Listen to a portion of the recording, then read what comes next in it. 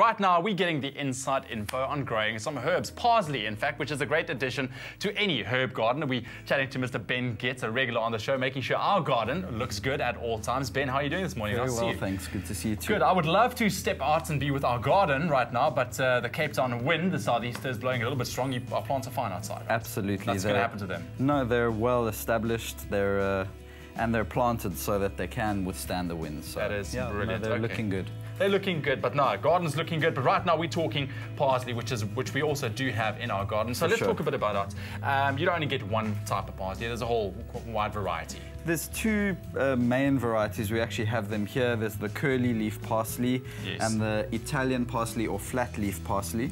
Yeah. This one was actually just freshly harvested from the garden outside. The Italian flat leaf parsley has a slightly stronger flavor and is generally preferred for culinary use, whereas the curly leaf is really good for garnish. They're really lovely to have in the garden both. Yeah. Exactly. All right, so what makes it such a great herb for any herb garden? What makes it such a great addition? Well, as I've said, culinary, obviously everyone knows how delicious it is, and it's really great to put in salads and soups and stews and whatever, even just as a garnish, it's great. There's also a lot of medicinal properties as an anti-diuretic. Yeah, there's a lot of, in fact, it was used first as a medicinal plant before it was used as a culinary plant in the history, in its own history. But I would say probably the main reason to have it in your garden is that it's a rare kind of plant. We call it a dynamic accumulator or a nutrient collector. In other words, it's a companion plant, but it's a special kind of companion plant that actually accumulates, in this particular case, parsley, it's magnesium, iron, silica, and then potassium. Those are the particular nutrients and micronutrients that it accumulates in the soil. And then doing organic gardening, we obviously cycle that back into the system through compost, through liquid fertilizers. So it actually enriches the soil as it grows. Absolutely. That's incredible. Whatever grows around it, I mean, brilliant companion for tomatoes and strawberries, and the list goes on. It's really, I mean, in my vegetable garden, it's always there somewhere, kind of dotted between everything else. Yeah. So what goes into growing is, what do you need to take care of? As with most herbs and vegetables, you need quite a fertile soil, so organically rich, well composted.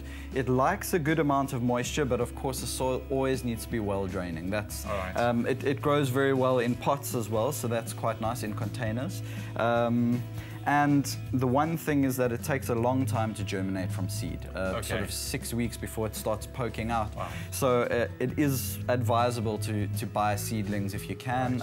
Local nursery will have, and to plant from seedling just to get the process going. Is it kind of a fast grower, or not really after it kind of broke the soil? Once it's set in, then you can keep harvesting on and on. It does take a little while. I'd say probably from seedling after 6 weeks, you can really start harvesting on a regular basis.